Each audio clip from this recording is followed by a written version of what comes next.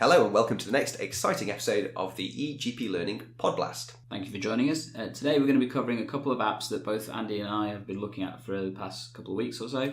So we're covering Digitalis, a CPD and appraisal app that's been developed by Nick Harvey, who's a GP partner and trainer. And we're also going to be covering something called the Alivecor app, the Kardia Alivecor app that's used for AF detection. And we'll hopefully see how this goes because we're doing a Podblast first for you guys. We'll be doing a live unboxing and first impressions and demonstration, which will be very interesting. Not done yet, it's quite experimental. Mm-hmm. For those of you who aren't familiar with this, I'm Andy Foster. I'm a GP partner in Nottingham with an interest in how technology can improve the lives of patients and make the lives of doctors easier and also working at scale. I'm Hussein Gandhi. Most people know me as Dr Gandalf52 on the social media and stuff. Also a GP partner in Nottingham. Variety of roles, which feel free to check out my profile page on the website. So it's eGPlearning.co.uk/contact/profile because there's lots on there, I'm afraid, guys. And nothing new really to talk about just yet, but let's get into the episode, shall we? Yeah, fantastic. So Gandhi, this is our second episode with a sponsor, isn't it? Shall we give a shout out to HTN? Yeah, so for those of you that don't know, HTN is the Health Tech newspaper, an innovative daily news and opinion website for Health Tech Network. We've been talking to them for the past couple of months. They're a really useful website, specifically UK designed health technology news and stuff. And they've currently got their promotion called HTN 100 going at the moment. So this is a kind of news segment that they do, 100 words to summarise the health tech kind of equipment or resources that are useful for clinicians and non-clinicians in primary care and secondary care. Definitely worth keeping an eye on these guys. They've got lots of really useful information, and particularly if you want to know about what's coming up and what's new, check out the website. Yeah, and they're a great aggregator of what's happening in health technology. Mm-hmm. So if you don't want to keep your eye on all sorts of different sources, they're a good one-stop shop to keep up to date with what's happening in health technology. So Gandhi, what have you been up to since the last episode? So I've had a few things happen, Andy. First and foremost, I'd like to thank all of our listeners who may have voted for me for the Pulse Today Top 50. I'm not part of the Top 50, first of all, but I did get an honourable mention, and thank you all for nominating me and voting for me. The only way is up, maybe next year, Gandhi. Fingers crossed, we'll see. Tip Thursday is going from strength to strength, and thank you again for all of you for listening in and tuning into it. Loads of different stuff that's been coming up on there, and particularly the competition they've been running was quite interesting from my perspective and seeing how people engage with it. And the feedback and comments I'm getting are really positive and encouraging. An interesting role I've finally stopped, so it's one of my longest roles I've had. I used to stand on the Planning and Resource Committee at the RCGP Central College. So this is one of the committees that basically rubber stamps a lot of the financial decisions the college makes. I've been part of that committee for 6 years. My time is finished. Really enjoyed it. Really learnt a lot about the way the college operates, and many of you know that I'm a big advocate of the college. Even with everything else that's going on at this moment in time, and I know that gets me some flack sometimes, but you know what? I'm happy to defend my decisions and stuff.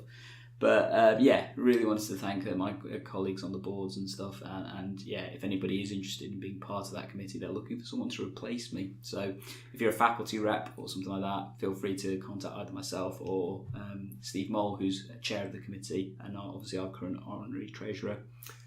Oh, fantastic. And one last thing. A few things. GPDQ. So some of you may have heard of this company. They're a really interesting company that does a lot of different things and stuff. And they're currently doing a survey about looking at portfolio career working. We'll put the link in our show notes, so do check it out. It's a really short survey. It takes about 3 minutes or so. Really useful stuff, and I think if you can be involved in this, it'd be quite useful and helpful to figure out what people are kind of thinking of doing and that kind of stuff. So make contact if you want. Fantastic! Wow, so much. You're so busy. Yeah. It's good. If you want to learn about how Gandhi manages to stay sane and do his day job whilst being so busy, listen to the previous episode of the Podblast where I interview Gandhi and ask him questions such as those. Yeah, it's definitely a fun episode, and I really enjoyed that one as well. So do have a listen, guys. There'll be some interesting stuff on there, including what on earth is an ATM doctor. Cool. So I've not been up to anywhere near as much as Gandhi. I've had a cold. I've got a puppy who's needed house training. I wouldn't really call it a puppy anymore, Andy. No, he's pretty big. He was jumping up at Gandhi earlier. Something we have been doing with NCGPA, Nottingham City General Practice Alliance, our local federation in Nottingham, and Gandhi's been involved in this as well is something called the Patient Information Project. So we're working with a videographer, a cinematographer, that's the right word, who's from Confetti, one of the local kind of educational organisations in Nottingham. Big shout out to Confetti as well. Hi guys. And they're behind Nottingham TV as well. Shout out to you guys too. But they've been helping us to record practice managers and GPs making videos on such topics as why can't I get a GP appointment? So there's some topics to help patients understand some of the service challenges that we have and how to use our services as GPs better. And then we'll also be moving on to a second phase where we'll be looking at videos explaining self-management for common conditions such as coughs, colds, back pain, feverish children, things like that. So that'd be good. So if you've got any suggestions about topics that we might cover, then that'd be great. We're going to make those videos available online for anybody out there to use them as they see fit. Although some of the content will be quite Nottingham centric, but hopefully that'll be a good library of useful videos for all of you guys out there. Yeah, and obviously it's like declaration as Andy said, that I'm one of the people being interviewed like Andy is. But yeah, really interesting. Seeing some of the draft versions looks really quite fun and useful. So we will put the links to the videos. It'll probably be in our next episode by the time they're fully out and stuff. But yeah, keep your eyes out for that, guys. Yeah, cool. So shall we jump into our first app, Digitalis? So Andy, we've both talked about this app, but I've been using it a little bit longer than you have. So you're going to get slightly different perspectives on this. Andy's only been using it, I think, for a few weeks. Yeah, that's right. And I've been using it for a couple of months or so and having a look at it. But effectively what it is, it's a CPD app, isn't it, Andy? Yeah, so so might say I've been using it for a few weeks. It's a CPD app, very useful for capturing your CPD activity as it happens, given that it's on a mobile phone. You take it everywhere. Just for our listeners that may not be aware, CPD stands for Continuous Professional Development. It's one of those things that as doctors we're required to do. In most fields you probably have to do some element of this, but it's a lot more formalised for us as part of our appraisal and revalidation. Very good point, Gandhi. Yeah, and we have to do at least 50 hours of recorded CPD. Not anymore. Apparently they've got rid of the criteria of 50 hours, but it's still 250 over 5 years. So that criteria is there for revalidation, but the 50 per year has been relaxed a little bit. So you could do more in 1 year, less in another. Okay, I guess that the flexibility is welcome. Yeah. Obviously, our appraisers out there, if you're listening, feel free to correct us on that, but I'm pretty sure that's the current standard now.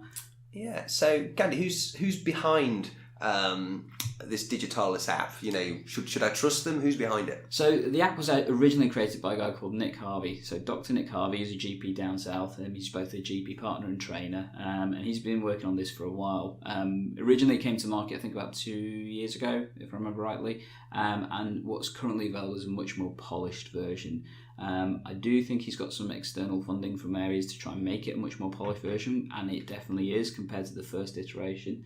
But yeah, so it's basically created by a GP for GPs, and it's always had that ethos at heart that this is to make your CPD collection a lot easier from a GP perspective, although definitely applicable to most clinical roles out there. Yeah. Again, so we just discuss some of the basics of the app, because it does the basics well, but there's some additional stuff it does which I think is worth kind of more in-depth chat. So just tell us what the basic functionality is. What can we do? So when you log in and register and stuff, it's basically a CPD collection app. So you want to record a piece of your CPD. It could be a course that you've attended to, or a patient contact that's made you remember something about how to manage things, or a piece of reading you've done. It's got the collection side of that. So when did you do it? What did you do? What's your reflections? How has this impacted your working life and that kind of stuff? Simple things like that. And it's got what you would normally expect. So things like add in a link, upload a document to, like for example a certificate if you wanted to add that in and things. Some of the interesting things it's got, you can also do voice notes directly. So if you're not the type of person that likes to sit there and type onto your smartphone and stuff, you can actually do a lot of this by voice, which is quite interesting. And it does also allow you to take a photo directly. So again, CPD collection in terms of documents, certificates, dead easy to do. You can just take a photo of it. Yeah, and there's a video option as well. There's an option to upload video. So I'm not quite sure how appraisers would handle that, but very interesting. Yeah, it's good. And there's the ability to kind of search through your entries and find things that you've done before, which is really useful too. One of the things I thought was quite good, I suppose we might hope or expect that it's there, but you're able to link through to your curriculum domain areas and your other domains, which was really good. And something I quite liked was they're obviously targeting other specialities and other healthcare professionals, because you can select whether you're following the RCGP curriculum or the Royal College of Anaesthetists curriculum, for example, which I thought was a really good really good feature. Excellent. Which feeds into one of its other options, which is the groups function. And I think this is, so Andy mentioned this is a great simple tool to do the basics, but actually it's got some functions on there that really make it excel outside of that. So the groups is a really interesting part. So most of our listeners out there probably heard of things like Facebook groups and that kind of stuff. Effectively, this creates its own ecosystem of groups within the app itself, and that can be on whatever size you want. So there's obviously the big main one, which is the Digitalis group app, which most people will probably join potentially. You can go off and create your own one, for example, your regional area. Absolutely, or one called eGPlearning. Okay. For example. So Gandhi's created the eGPlearning group, and you just go to the Me tab, which is on the bottom, select groups, and then you can search through public groups, and we're there, the eGPlearning group. So come and join us. We're a little bit lonely, just two of us as we're talking now. I think there's 4 people in there. Yeah, there are a couple others in there, Andy. Yeah. So but come and join us. This is one of the potentially quite powerful features, I think, because they've sort of taken a appraisal CPD collection app, and they've kind of bolted on some social network features, as you were saying. So there's messaging. You can message other members. You can receive messages from other members and contacts within the app. You can see their profile and who they are. You can create groups, as Gandhi said, and I can see a lot of possibilities for this. Not only study groups, but I know there's a lot of companies out there, and we've spoken about some of them before, who've been trying to sort of crack this whole doctor-to-doctor messaging app market within the UK. And potentially, if there's going to be people from hospital specialities on there because the CPD for their curriculum is supported, then there's an opportunity to create groups or contacts that span specialities. So this could help with communication with secondary care and specialities and sharing knowledge. So I'm really quite excited about that, to see if they can reach a critical mass in that doctor-to-doctor messaging app market. I mean, it's easy to draw parallels to other kind of systems. So to my mind would be Facebook's a big one. Social media wise, it does a lot of the similar functions. I guess other ones, DNUK, the original doctor social networking kind of platform and stuff. And this seems to do it in a more nicer way, if I'm being honest. It'd be interesting because it doesn't have the footfall that I guess these other platforms have yet, and it'll be interesting to see how that goes over time. But the groundwork's there for it. Definitely, and I suppose what they're doing is they're combining it with the CPD app, so that could be the kind of killer feature. It's the reason you need to be there, and therefore whilst you're there, you can get the network effects with the other people that are using it. So I think that's really quite exciting. The other thing I quite liked, Gandhi, was the feeds section as well. How did you find the feed section? So some of those people that have been listening to me for a while probably know that I love talking about technology to enhance your CPD collection. It's pretty much what the eGPlearning platform was designed to try and help people with. And of many of the talks that I've done in the past, I always talk about trying to integrate your reading methods. So using things called RSS feeds, so really simple syndication, to try and bring information towards you rather than you having to go search for it and having a system to tick it off and that kind of stuff. And in the past, I've talked a lot of different ways you can do that. So using platforms like Feedly or Flipboard or that kind of stuff to do that for you. This does it for you directly, quickly, and simply. It brings all these various different feeds, so things like BBC Health News, the BMJ, RCGP, news networks like HTN and that kind of stuff. And HTN, they're on there. Yep, and even blogs and that kind of stuff that you can import and things, and it brings it straight to you, and you can then just chuck that into your CPD once you've read it. So it works really, really well, and to be fair, it does the functionality of all these other platforms that I've been talking about for the past 4 or 5 years, and then you can put it straight into your portfolio. another thing that was really impressive was, again, as an Android user, and I'm not quite sure how this works on Android, but so if, for example, I come across something in the Safari browser on my iPhone or in one of the other apps, I can press the kind of send to button, and I can send that direct to the Digitalis app, and that can turn into an entry, a CPD entry, which I thought was really good. So they've obviously thought about integrating with the OS same features. Functionality on Android. It does the same thing, and so it works really, really well. The only comment I would have is that the time order of these kind of documents that it brings through in your feed is a little bit haphazard. So if you do look at the timestamp, sometimes you'll see an article from August, and the next time you'll see one from September, and then you go back to June. So I'm not quite sure the algorithm they've used to bring those kind of feeds to you. It's not time order, and it's not kind of in terms of what you're viewing. So everyone always tries to ask what on earth is Google's algorithm for search and that kind of stuff. I'm kind of interested to know what Digitalis' algorithm for the feeds is, because it doesn't seem to follow a logical order. That doesn't necessarily mean a bad thing. It's just an unusual observation, I think, more than anything else. That's interesting. So you've just got me thinking. So do you think in the future there'll be paid for promoted content within Maybe. the app? I mean, one of the things we haven't mentioned is that actually this app is completely free to use. There is no cost for downloading it. There's no cost for using it. So I'm guessing at some point there's going to be a form of monetization. Otherwise, how on earth are they able to continue this massive infrastructure and stuff?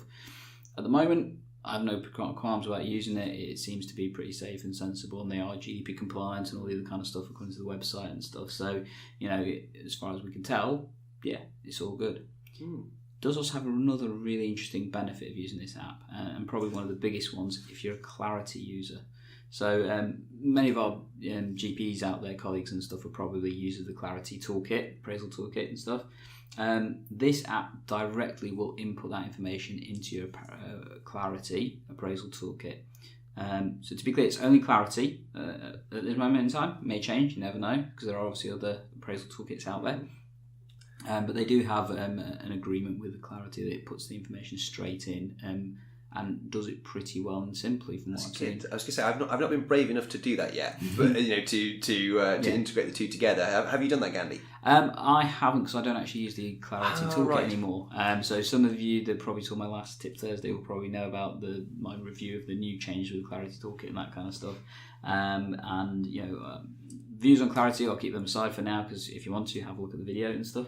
But in terms of it, if you are a Clarity user, I would say this app is a must-use, because if you compare it to the Clarity's own app, I think this far surpasses it in terms of functionality and usability. Yeah, I'd agree with that. I really like it, and some of these additional features, I think, really give it potential to really help with CPD. I'm just thinking on again, but the groups feature, sometimes I need a bit of a kick up the bottom, to keep up to date my CPD. But if perhaps I was aware that my peers were working away at their CPD, seeing what they're doing, it'd be a great way to get some kind of peer support, peer pressure to get my CPD done, and also it'd be interesting to see what they are doing, because presumably that's going to help start to populate my feed, or at least appear on the Me tab, so I can see what they're up to, those in my group and so forth. And there is this whole concept of sharing CPD as well. I mean, fair enough, impact is kind of heading out the window in terms of sharing of knowledge and that kind of stuff and claiming points for it, but sharing is caring kind of thing, isn't it? And it helps you with that learning process for a lot of people, trying to repackage it and understand it, and then the discourse that you get from the learning as a result of it is actually quite powerful. The other thing I like as well is there's an ability to ask questions of your groups as well, which I thought was interesting. Potentially useful if you have some access to people in other specialities, but even just across peers, it might be useful. Some people do use Facebook and other social media to ask clinical questions, but I think there are some people who are a little bit cautious about that, but this might be a forum where they might begin to ask those questions, and that can only be a good thing. Yeah, I mean, there does seem to be some element of reasonable security measures in this. It does ask for things like your GMC number when you register and that kind of stuff, so it is potentially a little bit more structured and safer than obviously Facebook and that kind of stuff. Couple of improvements, I guess. I've used it for a little bit longer than Andy, so I guess things that I've noticed. The web link side of it is fairly basic, so it provides a section where you can look at links to other kind of resources and that kind of stuff. Like I said, basic is probably the best word I could use for that. Not that it's a bad thing, it's just it needs more information, I think, for me, definitely. Although I guess my starting point is probably a bit higher than most other people in terms of tech resources. The aesthetics of the app, it's functional. It's not pretty, I'd say. I'd say it looks like Facebook. Even in a way, it looks like maybe Facebook looked a few years ago. Even down to the colour scheme. Yeah. It's blue. But yeah, no, it's okay. It's definitely usable, and if you're wanting a basic kind of app in that respect, it's quite nice. But if you're comparing it to modern kind of social networks and that kind of stuff, I think it's got a little bit more work it needs to do to try and catch up to that kind of standard, shall we say? Yeah. And that maybe they're doing the basics right. And at the end of the day, that's the most important thing, surely. The aesthetics can come afterwards. Yes, the aesthetics make it look nicer, but definitely some. It doesn't look too bad. Yeah, okay, maybe I'm being a bit harsh. It looks okay. I mean, there are much more beautiful apps out there, but it does the job, in my opinion. Fair enough. So I think it would be really interesting to maybe chat to Nick, the creator. And if you're listening, Nick, maybe that's something that we might arrange. It'd be really interesting to ask some questions around the journey creating the app, where they feel it might go in the future. And we were beginning to ask some questions of the business model, weren't we, about how they're potentially going to monetize it, because they're going to have to, be that subscriptions or promoted content. So I'm really interested to know what Nick is thinking about going forward. Then, haven't we, for trying to get Nick onto our interview section in the next couple of months, hopefully. So I think that's a very good idea. See how it goes. So Gandhi, I think we know the answer to this already, but is this a thumbs up or a thumbs down? So I think for me it's a thumbs up. I think if you're a Clarity appraisal toolkit user, this is an absolute thumbs up. This is a no-brainer. This is how you should be collecting your CPD if you want to use an app, basically. If you're not a Clarity user, actually it's still got really good power in terms of the way it works, in terms of bringing that information to you. The learning groups is a real plus, and fair enough, it may not link directly into your toolkit, but then, you know what? It can package it up and you've got the information there, you can transfer it pretty easily. So exports as a PDF, doesn't it? Exactly. So whilst it may not be directly sticking it in, and there's obviously that element of shifting it over and stuff, as a method for catching ad hoc CPD and recording it effectively and simply, it's pretty good at what it does. Excellent. And it's a thumbs up from me as well. I'm excited about the future of this app, and in particular the groups and communication bits and the sharing and social element of it, which I really like. It's really nice that somebody's brought those elements to CPD to perhaps make it even more interesting and rewarding. So I think that's really good. So it sounds like we're both liking this app quite well, and why don't you guys give it a try? As we said, it's free to download and it shouldn't really cost a lot of time and stuff to do, and time's obviously the most important thing often. But as I said, give it a try and actually let us know what you think as well. Do you agree with us? Do you disagree with us? Have you found flaws in our comments and stuff? We're more than happy to hear from you guys. Let's talk about it. Excellent. So Gandhi, the next bit, I'm quite excited about this because this is a first for us. What are we going to do now? What am I going to do now? Okay, so there's a variety of different tech things that we can use in primary care to try and support us in terms of managing things for both ourselves and patients. And recently in Nottingham, there's been a big push to try and use a piece of kit called the Alivecor Kardia mobile monitoring equipment. So this is a piece of kit, and it's a very simple little thing, and we'll attach some images onto the show notes so you guys can have a look, and potentially even I think we should be able to get the video links to the article and stuff as well. But it's basically a tiny little metal slab. Is probably the best way to describe it. I'll describe it as I get it out of the box. I'm just going to go. But the long and short of it, this kit lets you monitor and screen out for patients for a condition called atrial fibrillation. So for our non-medics out there, atrial fibrillation is a irregular heartbeat that's not normal. So majority of people should be in what we call sinus rhythm. Atrial fibrillation is where part of it's missing and it's irregular and has risk factors in terms of other health conditions such as strokes and cardiovascular disease and stuff. Fantastic. So this is a live unboxing, and we'll see how it goes. So Gandhi's had his surgery and he's used it before, so he can give us some impressions of in terms of what it's like from a user who's used it for a little bit longer and with patients. Sure.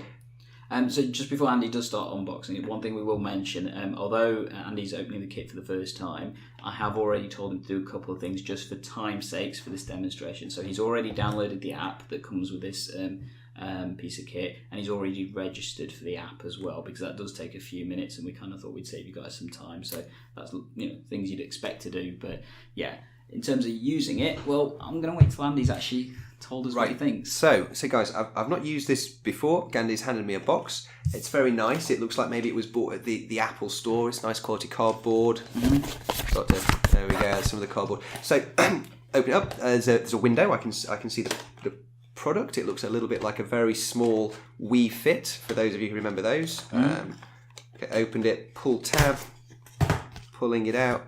There's a little bit of ribbon, and the device is lifted out. Not much documentation here. There's a single card.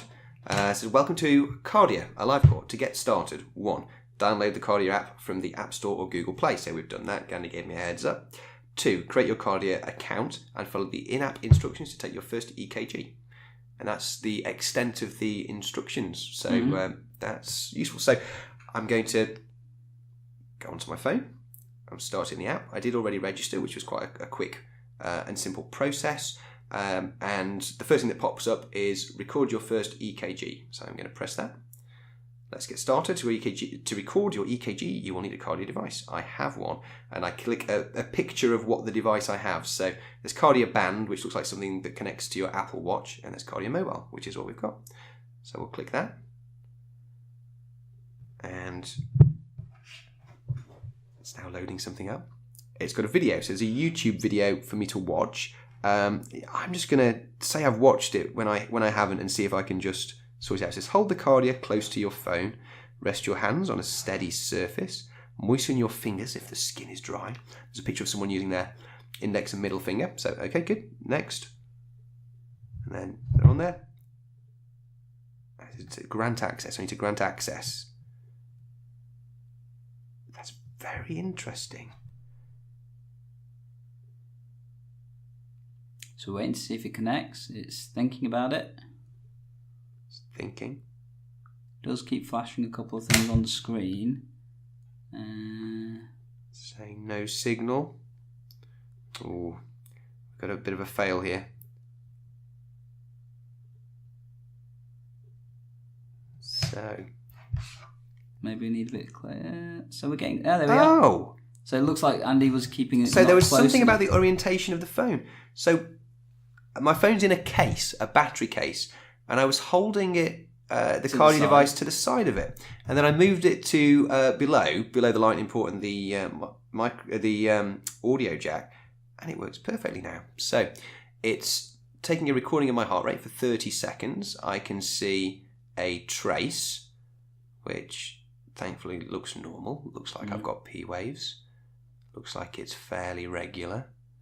So just for our listeners that are non-medical, P waves, or more importantly, the absence of P waves on a trace, is what indicates that you may have atrial fibrillation. Good. So it's finished. We did 30 seconds. Did Andy record this ECG? We are building your personalised heart model. So it asked me about my age and my height. So I'll say yes, it was me, because it was me. It wasn't somebody else. And it just gives me a bit of the trace. 68 beats per minute was the average rate. And it says no abnormalities were found in your EKG. So that's that. Now, a few options at the bottom. I can add a note to this recording. I can share as a PDF or clinician review, which I think is a paid-for service. Gandhi, do you want to tell me about that? So if you click on the clinician review, it basically will then send the trace off to a clinician service that Alivecor offer. I think individually it's something like £5 or $5 for them to do it. I think if you have the higher pro rate of subscription, it does it as part of that. But I think you need the enterprise version and stuff. But basically they'll analyse it by a clinician to tell you what the trace is exactly saying. Because don't forget, this is actually also designed for the public to use. This is not just specifically for the medical community. And while we were talking, I just clicked the other option, which was export as PDF, because I'm beginning to think about how would we use this in practice and handle the data. And it produces an encrypted PDF, so you can enter a password. I presume you might be able to pass it to the patient even to enter a password if that was going to be part of your process. And it creates an encrypted PDF, which is visible on the device, and then that can be emailed or sent off the device using the kind of the operating system ways of exporting to different things. So I could email that off the device using Outlook and my NHS email somewhere else. I mean, alternatively, you could of course just record manually into the notes and read code the outcome. So that was it. So actually, that was incredibly easy. Yeah, I would just reflect that back. It worked straight out of the box. Interesting observation. So I didn't have to connect it using Bluetooth, which is something I thought I would have to do. Yeah. And it did ask me, it said, grant access to your microphone. So I'm wondering if it's communicating with the device using some part of the audio kind of sonic spectrum that we don't listen to. I'm just speculating here. Yeah. Gandhi, any thoughts on that, Gandhi? So I always thought it was Bluetooth connected, because if you don't have your Bluetooth running, it doesn't seem to work. But you're right, there may be something to do with the way that it's picking things up, because it is pretty much instant. It doesn't require to do that standard thing that you have to do when you go through Bluetooth, of the codes or linking them up or anything like that. So I must admit, I've not gone into that in great detail because it never occurred to me. And there was no Bluetooth setup, and it asked me to grant permission for the for the app to use the microphone on my phone. Go through, like you said, some sonic method of transferring the information. I don't know. Maybe we'll have found that out by the time we do the sound notes. Okay, we'll have a look at that. But what did you think, Andy? Yeah, so really easy. I know this is a big company that's doing lots of business around the world. So my feeling is it's I've not looked at the research, but it looks like it's a validated method. It produced a trace that looked like a heart trace for me. I know that I don't have AF, or at least I presume I don't, and it told me I didn't, so it seemed accurate. Yeah, really easy to use. I'm very, very impressed. And you know what I like about this as well? So our CCG are kind of pushing this locally, but often they seem to have purchased kind of proprietary systems where you have to have a certain device that's locked by Nottingham Health Informatics systems. It's very difficult. This looks like you could use it on any device, and actually as long as you're not entering patient identifying information and you're just taking the results and entering in the notes, that doesn't matter.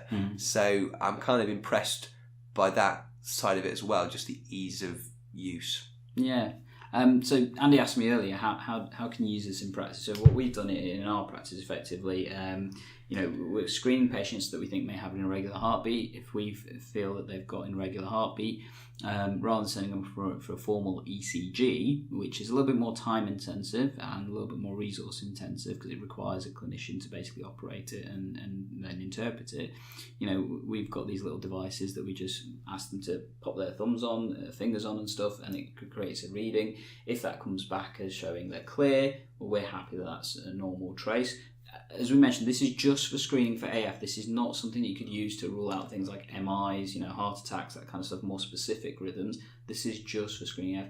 But then if they're positive, well, we've got AF confirmed potentially. I probably still want a formal ECG to look to make sure there's no other kind of heart issues and electrocardiogram issues and things. But that may give you more guidance in terms of how to manage the patient. Then at that point, do you have to have that consideration? Do they need things like rhythm control, anticoagulation, that kind of stuff, and starting that process earlier and hopefully sooner? Because obviously the worry with AF is that if the patient has a stroke, because that's clearly life affecting and life potentially limiting as well.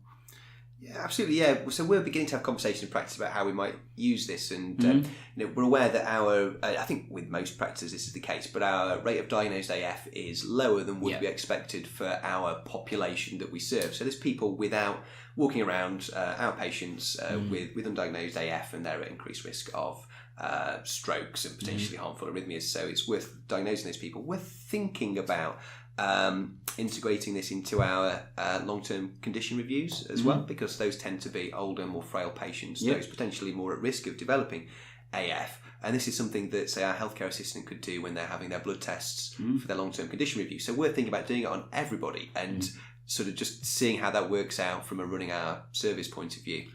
And if you wanted to be really smart about this, one particular group that's definitely worth picking up, and particularly with it coming up in the next month or so, is your flu clinics. You're over 65, so they are potentially more at risk of AF, and there's a specific flu jab that they will be getting as well. So depending on how you structured your flu clinics, but screening every single one of the patients that are coming in for that would be a good way of picking up the higher risk patients more quickly and effectively. And if they do have an irregular heartbeat, get them to do this quickly, and you've got them sorted in terms of knowing what you need to do. Fantastic. So that sounds like something that we might do now, actually. I really like the idea. And you know what I like about that? We're often, pharmacies, they can do the flu jabs now. Yeah. And there's often a little bit of a grab in terms of who can get the patient to have the flu jab with them, because there are financial incentives in terms of giving the flu jab. And we're often thinking, what's our unique what's our differentiator between us and the pharmacy? And this could be it. We're going to check, we're going to screen you for a potentially damaging heart condition while you're having your flu jab, and we'll do that for everybody. And the pharmacy isn't necessarily going to do that unless they're listening to eGPlearning Podblast and have this idea as well. And to be clear, we're not going to get into this whole argument about pharmacies and GPs giving flu jabs and stuff. We know that that's something that's going rife at the moment because of the issues in funding. I'd argue driven by the government, trying to create some discourse, cynical view as usual, but you know what, we're not going to go into that in more detail just now. Just get your flu jabs. Yeah, definitely. If you're eligible, just go out and get your flu jabs. One thing we will say is do get your flu jabs. A bit of public health announcement for our, potential patients and stuff listening out there. Yeah. Please get your flu jab. What I think we will do as well, I'll link in a really fun video that explains why you should have this into a show notes. That sounds good. And we can share it with our listeners and they can share it with their patients as well. Yeah, please do. So fantastic. So does this get a thumbs up from me? I think this is a really useful device. Just looking at the costs on the website, I think it's about £130 or something like that, which I think is actually really reasonable, given that you might just need one or a few per surgery to make quite a meaningful difference to people's health. So thumbs up. I think they've done a great job. Alivecor, well done. Yeah, it's a really smart piece of kit. Like I said, this is actually a piece of kit that patients could potentially purchase themselves. And actually, if you look at the ecosystem, the way the app's designed, it is actually originally designed to track your individual health. So this isn't necessarily designed as a piece of kit to be used by practices for multiple different patients. The actual logical flow of this is that you're using it for yourself, and it gives you the option of using it as somebody else as a guest, effectively. Using it in practice, we would use it as a guest predominantly, because then that means having to put all the patient information in, and there's obviously more security issues in terms of doing that. As Andy mentioned, you can obviously, if you needed to, then email or PDF that onwards, and you can obviously attach that to the patient notes as needed. So just to remember that this is basically a patient-derived application for individual use, but it can be used outside of that in terms of multiple different users and stuff. But important to remember that fact. Fantastic. So I think that brings us towards the end of this episode of the Podblast, Gandhi. So we'd like to thank all of you for listening. We'd like to give another shout out to our sponsors, HTN, as well as mention to obviously the apps we've covered, so Digitalis and the Kardia Alivecor app and things. As usual, we're here to talk about health technology, and we'll be covering some interesting stuff next time around, aren't we, Andy? Yes, I think next time around we'll be taking a slightly more in-depth look at the up-and-coming NHS app and give you some of our thoughts, concerns, considerations, and also how it might be a very good thing potentially as well. So as ever, you can connect with us via the brand new eGPlearning group on the Digitalis app, and all of the usual ways that you connect to us. Gandhi, give us a rundown. So our main platform, we are obviously on iTunes, as well as Android platforms like Google Play and Podbean, which is our main host. And you can also listen out to us on YouTube and Spotify. And just to let all of our listeners know, we're no longer on SoundCloud, just because of the fact there's too many channels for us to keep a handle on and stuff. But apologies to those of you that were listening to us out there. But loads of different ways you can tie into us as well. Both me and Andy are obviously around on social media and contactable through our individual sites. So mine, eGPlearning.co.uk. And avoidingpuddles.com. And we're always keen to hear from you guys. We hope you found this episode useful and helpful. Really keen for your feedback. We've had a few comments from some of our regular listeners, so people like JC Melody, Sonali Kinra, NCGPA, and the guys in the office love the podcast. But more than keen to hear from all of you guys, and also from our fellow podcasters out there, Ben Gowland and Shubs Up a Day, always commenting how much supportive they are of our work and we are of theirs. So, guys, feel free to comment, feedback, and let us know what else we can do to help educate you about technology and healthcare. And guys, don't forget to make sure that you check out the show notes to get your certificate of engagement. We provide this to you so that you can stick it into your appraisal portfolio. And you never know, you could even use it via the Digitalis app if you've already signed up for it. So do check that out. Fantastic. So it's a goodbye from me. And a goodbye from me. Okay, take care. See you next time. Bye.